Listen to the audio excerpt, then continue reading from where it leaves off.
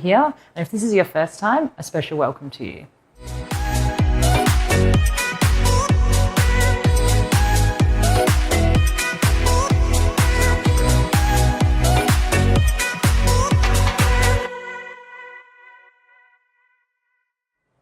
If you like being here every week, don't forget to like and subscribe. The links are down below. Our worship partner this week is Gateway Worship, all the way from Texas. If you'd like to sing along, the words will be down below.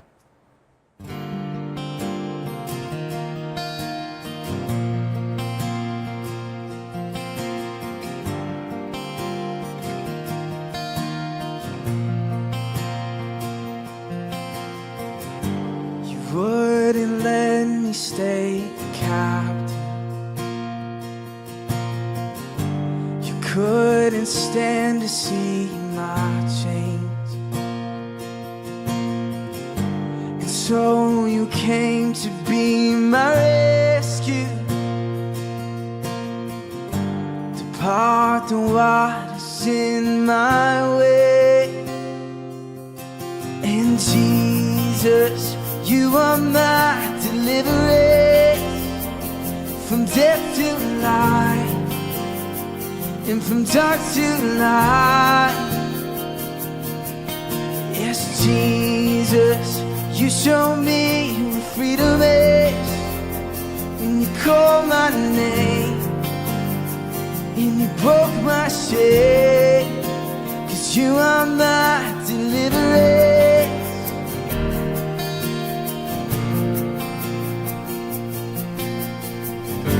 You wouldn't let me stay in judgment. You took the wrath that I deserve. Your outstretched arms became my rescue. Your blood has told me what I'm worth. And Jesus, you are my deliverance, from death to life, and from dark to light. Yes, Jesus, you show me what freedom is, when you call my name, and you broke my shame, 'cause you are my deliverance. You are my deliverance, Jesus. Your love defeated the enemy. Your love defeated the enemy. Now there is victory ahead of me. There's no looking back, no looking back. Your love defeated the enemy. Your love defeated the enemy. Now there is victory ahead of me. There's no looking back, no looking back. Your love defeated the enemy. Your love defeated the enemy. Now there is victory ahead of me. There's no looking back, no looking back. Your love defeated the enemy. Your love defeated the enemy. Now there is victory ahead of me. There's no looking back, no looking back. Oh no, 'cause I'm not looking back. Oh no. In Jesus, you are my deliverance, from death to life, and from dark to light. And Jesus, you show me what freedom is, when you call my name.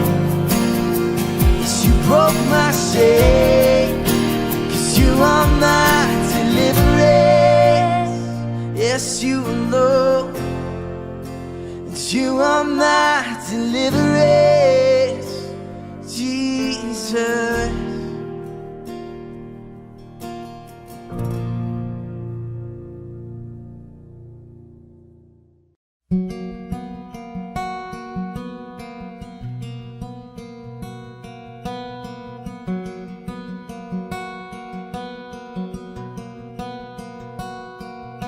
You go before I know that you've even gone to win my war.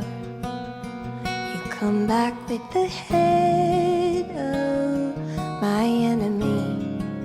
You come back and you call it my victory. Oh, oh, oh.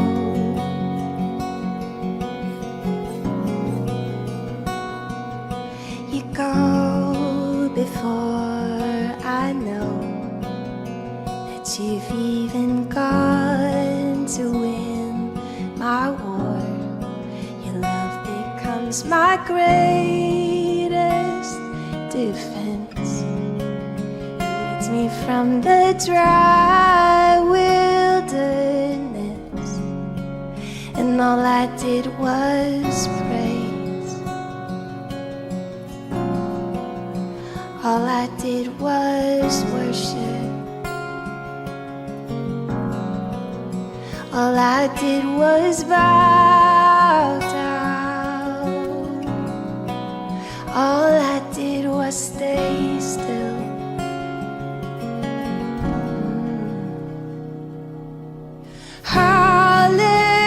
Hallelujah, you have saved me.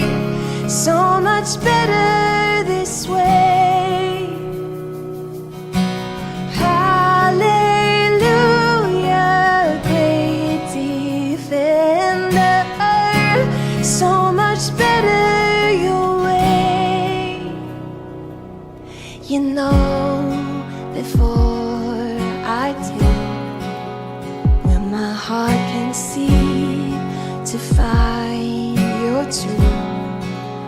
Mercy is the shade I'm living in, and you restore my faith and hope again.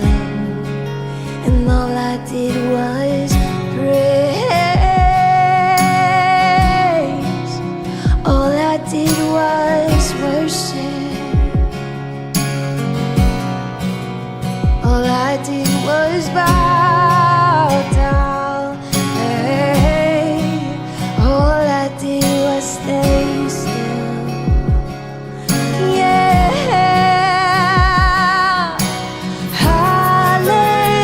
Hallelujah, you have saved me.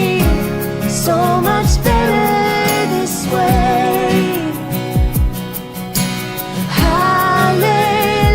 Hallelujah, great defender. So much better your way. Hallelujah, you have saved me. So much better this way. Hallelujah, great defender. So much better your way.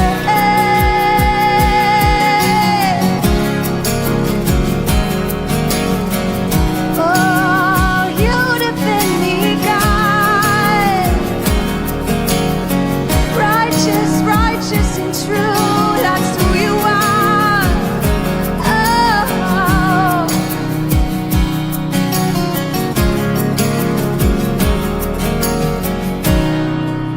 when I thought I lost me, you knew where I left me. You reintroduced me to your love.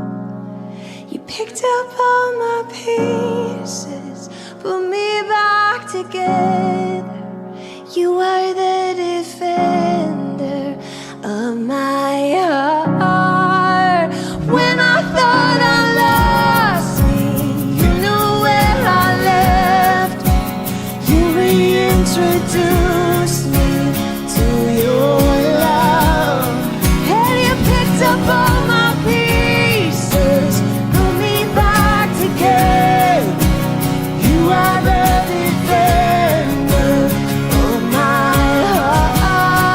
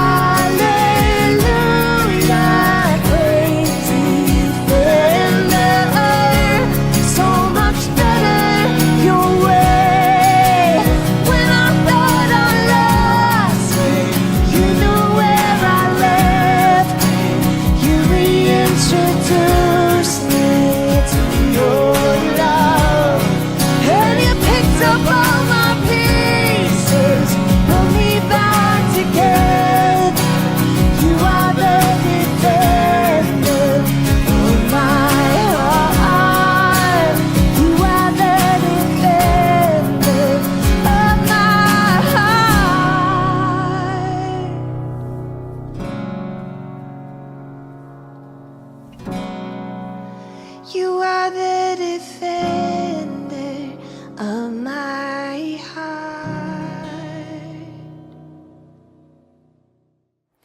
This is the fourth and final week of our message, A New You. If you've missed any, you can head on back to our podcast, look up Elevate Church Perth and tune into those, rewatch them. It was a really great series. This week will be spoken by Mark Pomeroy.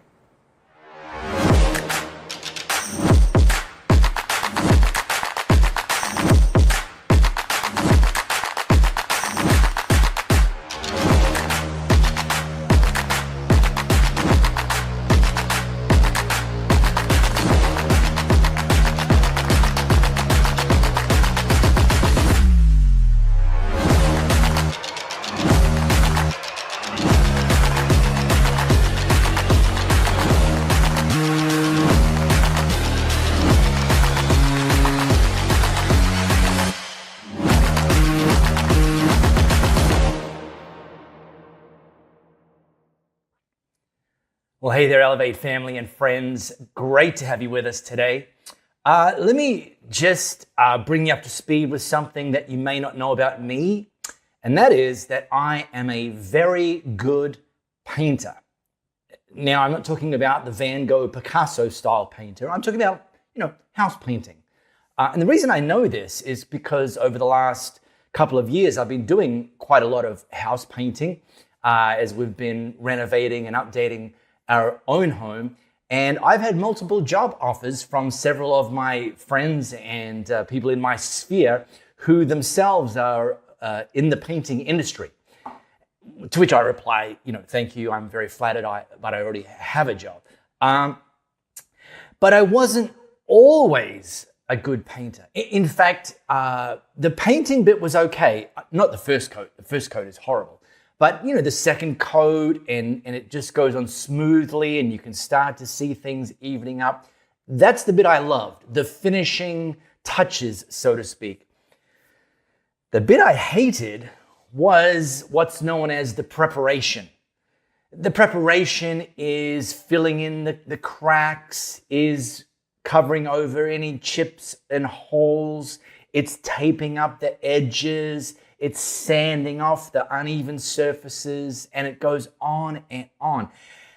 And it's just, well, at least I thought it was just awful. It's like a necessary evil. And I never liked it. And so I never did it well. But then, of course, the end result of the painting process, well, I didn't get any job offers back then. And the simple thing that turned things around for me is I was watching just a fixer-upper show on HGTV, and the builder, the general contractor, they just finished the demo phase, and they were starting to get things in what's called the preparation phase. And this particular guy on this particular episode of this particular show, he said something that just it was engraved on my brain immediately. He said to camera, "This is the phase that sets you up for success. The preparation phase sets you up for success." And I'm like, okay, duh, but that was a game changer for me. From that moment onwards, I no longer saw the preparation phase as a necessary evil. I saw the preparation phase as like a cheat code, like a leg up. Like if I do this phase well, it's actually going to set me up for success in the next phase. And that's very much why at the beginning of 2023, we've launched this series, and we've been teaching this series, A New You. Recognizing that your life is intrinsically connected to who you are, and therefore your future is intrinsically connected to who you're becoming. That this is very much the preparation phase in the new year, that if we do it right, if we give it the time, the intention, the attention, it will set us up for success. new, better, higher, more effective, more influential. So look, just like Molly said at the top, if you missed any of these first 3 weeks, or if you want to recap, go back on this channel and watch them, or head to any of the podcast platforms, search for Elevate Church Perth, and we'll be there and do what you need to do at the beginning of this year to set yourself up for success. Now, today's the fourth and the final week of this series, A New You, and I want to teach about building a new you. Yes, very, very metaphorical. Building a house, building a life, very, very apropos metaphor. So if you've got your smart camera, scan this flow code. It's going to take you to Luke, one of Jesus' biographers, Luke chapter 14, and I'm going to take us into the Message version. Now, we've actually spent each of these first weeks of this year lifting and learning from Jesus' life and ministry. And the first 3 weeks involved an interaction that Jesus had. The first week, we looked at Jesus' interaction with a blind man. The second week, Jesus' interaction with Zacchaeus, the chief tax collector in his area. Last week, we looked at Levi, who became Matthew, who was also a tax collector. Today, I'm not going to look at an interaction, although there was people around, but rather something Jesus specifically taught. And this is how Luke records it. This is Jesus speaking. Is there anyone here who, planning to build a new house, doesn't first sit down and figure out the cost so you'll know if you can complete it? I mean, if you only get the foundation laid and then run out of money, you're going to look pretty foolish. Everyone passing by will poke fun at you. He started something he couldn't finish. See, Jesus kicks off, is there anyone here who doesn't first sit down and figure out the cost? On the surface, it kind of sounds like a rhetorical question, but really, by virtue of saying that, he's also kind of saying, yeah, some people do not bother to take the time to first sit down and figure out the cost. You know, like as if anyone wouldn't. You'd have to be the village idiot if you didn't first. You're setting yourself up for failure and not for success if you don't first sit down and count the cost and ask the question, will you have enough to complete it? Jesus is calling us out saying, don't be that person. Instead, be wise and first sit down and figure out what it's going to cost. Now, this kind of requires us to step back a little, and this is what we've been teaching about through this series, that we need to take some time to decide what we want. You know, who are we going to become in 2023? What area or areas are we going to work on developing? It could be just one. You know, like you might be saying, a new you. I just want a new part of me. Great. That still equates to a new you. But getting that clarity is very much step one. And then this is where Jesus kicks into gear. Determine what it takes. What is this going to require of me? What is this going to need me to access to tap into? Because the reality is, if you want to build a new you in 2023, it is going to cost you something. I can't tell you what, because it's going to be bespoke to you, but there is going to be a cost. So, yeah, we start with the question, what new you do you actually want? And then we continue with the question, well, how much? See, this idea of what's it going to take includes like a question of motivation. How much motivation? How much commitment? You know, like how much do you actually want it? Because romantic notions of what you want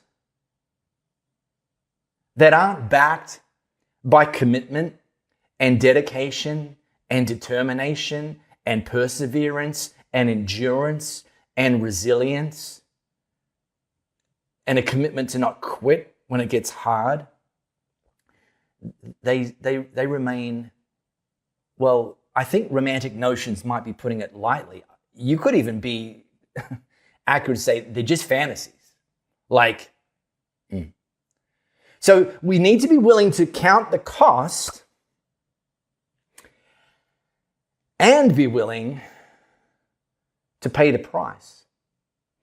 See, it's actually easy to like the idea of a completed new house. You know, you can look at the floor plans, you can look at the rendered elevations, you can imagine yourself living in there, you can imagine yourself doing the selections, what bench tops do I want, what tapware do I want, what light fittings do I want, I can really see ourselves, what flooring do we want, and then you start imagining living there, and then you start imagining, inviting friends and family over to entertain and, impress them with your new house. At this point, this is just all fantasy. This is all just thinking and wishing and hoping and dreaming, which is fine, but it's only step one. And it's the easy bit. The hard bit, and actually the bit that's going to be the critical part, is not just counting the cost, but also being willing to pay the price. Now, when we launched this series, I taught the first week, and I said something that on the surface sounds a bit like, what? I said that there's some things that we can't pray into existence. We can only act them into existence. Yes, I also mentioned that it's important to pray while we're acting them into existence, but the reality is there's certain things that will only happen if we put the necessary work in, take the actions, take the next steps. Especially when it gets hard, being willing to pay the price. Louisa, my wife, I get a front row seat to her doing this very thing. Mid 2022, she was in a role. She's in education field, and she was in a role that she was loving, with a team that she was loving. But a new principal came in, and they communicated to her that that role was not going to be available for her. They were going to move her into another role that would have had a bit of a career lid automatically affixed to it. And then it quickly became evident that this new leader was very toxic and was creating a very toxic workplace environment throughout the entire school. And so Louisa realized it was time to look elsewhere.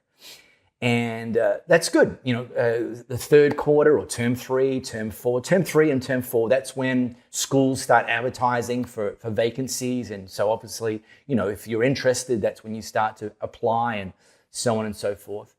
And so that's what Louisa did. She started sending out applications. She sent out 15 applications, which I don't know if you think that sounds like a lot or not very many, but here's something to understand.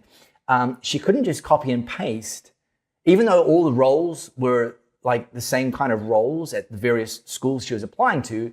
She couldn't just copy and paste from one application to the next, because each school listed its own set of selection criteria, and you had to address the selection criteria in relation to that school's vision, business plan, structure.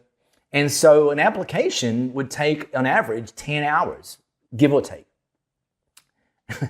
And so Louisa was sitting down nights and weekends banging out these applications. She already worked 60 plus hours a week, Her commute to this job was a 90-kilometer round trip.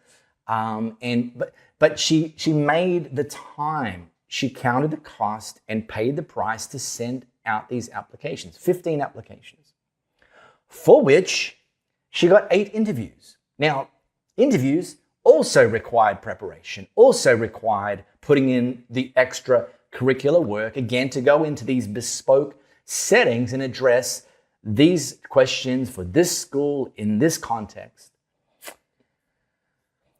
And it went on for weeks. In fact, nothing came around term 3.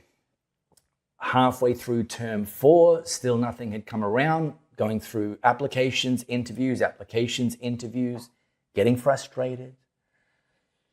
Occasionally saying to me, am I just, wasting my time here? Occasionally acknowledging she was getting angry at God, like, come on, I feel like you want me to move on, but I'm not getting any job offers here.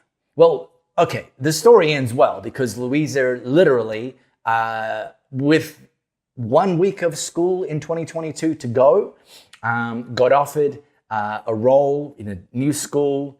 And in fact, as I'm recording this, she's literally just headed off to her first day at school. But in a new role, a new school, she's met with the team, the principal, and it's looking very, very positive. It's looking like new and better. But it would not have happened if Louisa hadn't been willing to both count the cost and pay the price of building a new you. See, this is why Jesus instructs us to figure out if we have enough to finish the build. Because the starting, well, it's not that it's easy, but it's easier. But it's just the start. And there needs to be this recognition. Are we really going to do this? Do we understand what it's going to take? And are we willing to do whatever it takes? Now, when we ask the question, do we have what it takes to build a new you? Look, the obvious one that maybe we kind of gravitate to is resources. He's using the metaphor of building a house. And so the resources there is money. Your bank's going to want to know you've got enough money. But it's a metaphor for life, and a metaphor for life in as much as like the sort of life you're wanting to build, the new you're wanting to build. Have you first sat down and given time and attention to counting the cost of what it's going to take?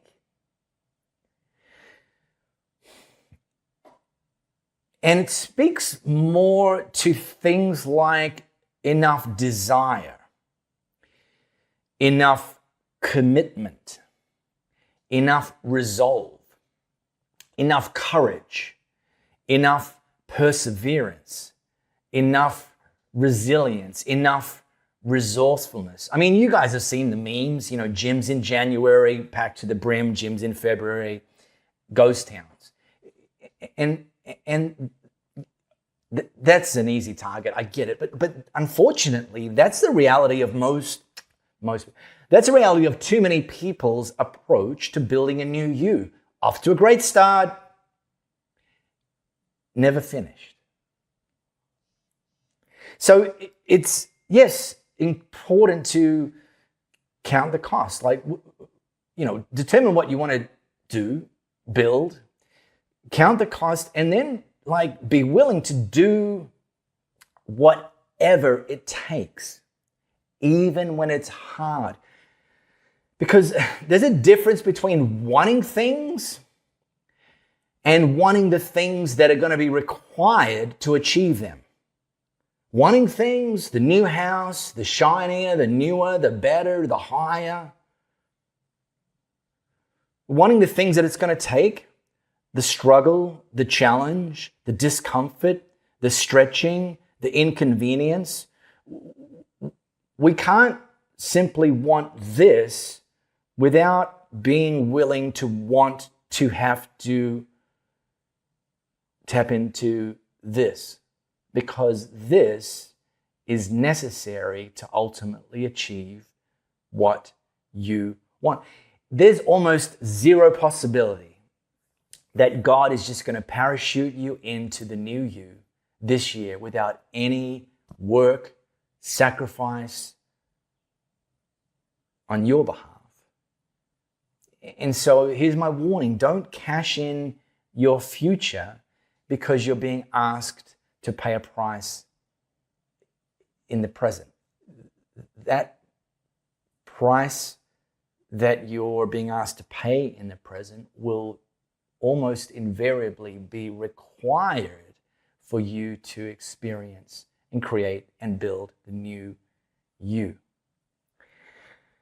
Now, late 2022, we got a new puppy. Yes, a new puppy. Cute. And so, puppy, as you dog owners know, requires walkies. Yes. She's listening while I record this, so I can't say that word out loud. Now, we've lived in the same neighborhood for 25 years, aka a quarter of a century.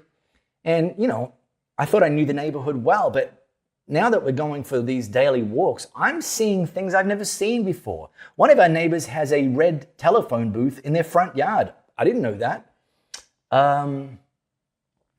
One thing I've noticed is that there is a lot of construction going on in our neighborhood.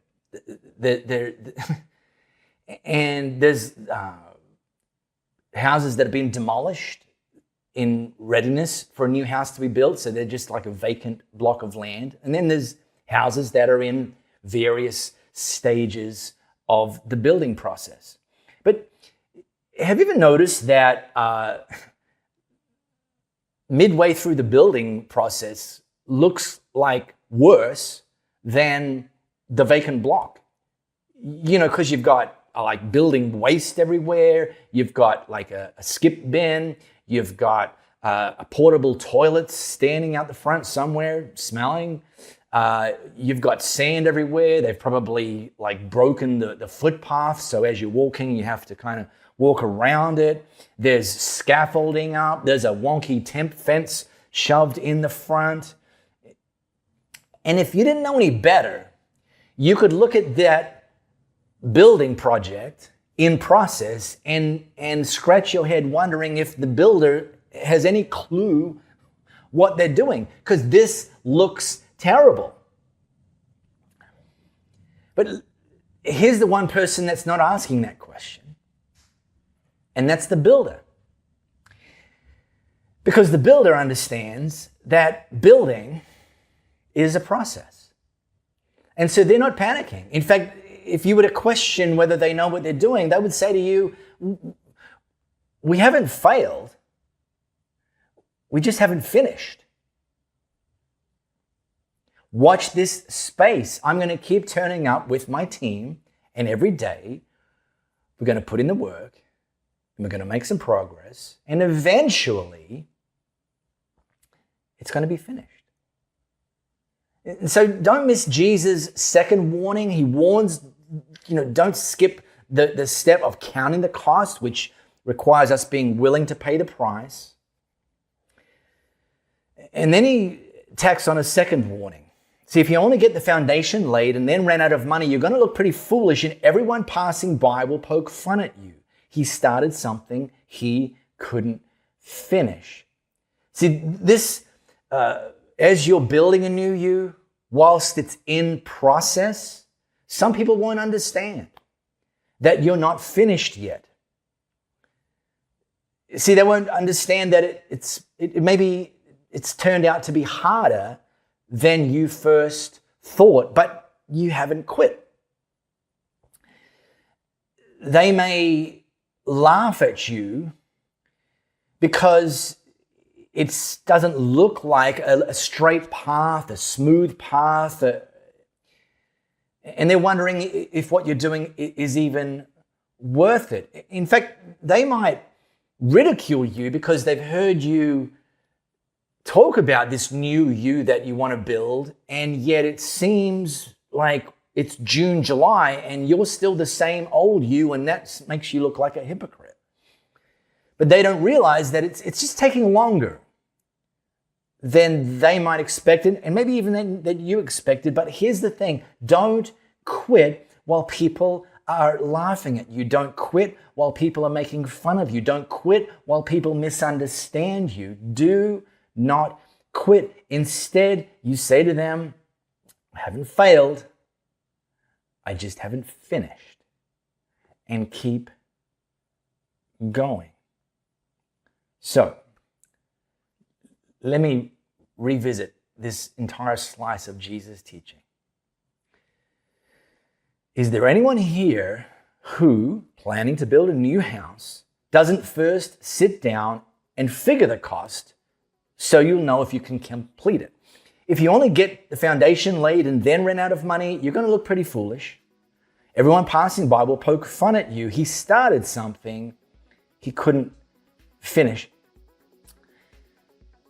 Final thought is that I find this teaching incredibly encouraging, because Jesus is implying that we actually can finish. We actually can ultimately build the new us. We can actually finish the thing that we want to complete and that we have embarked on building. He's kind of slicing and dicing that not everyone will, but some of you will.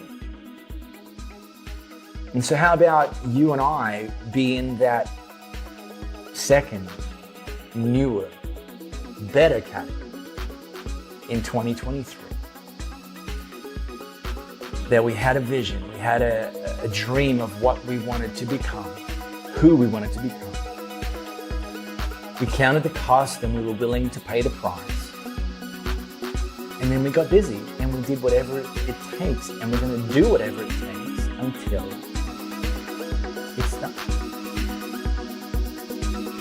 If you've had a chance to give before, we thank you so much. And if you'd like to today, the links will be down below. Thanks for being here today, guys. Don't forget to tune in next week. We're going to have a new message, and we can't wait to have you here.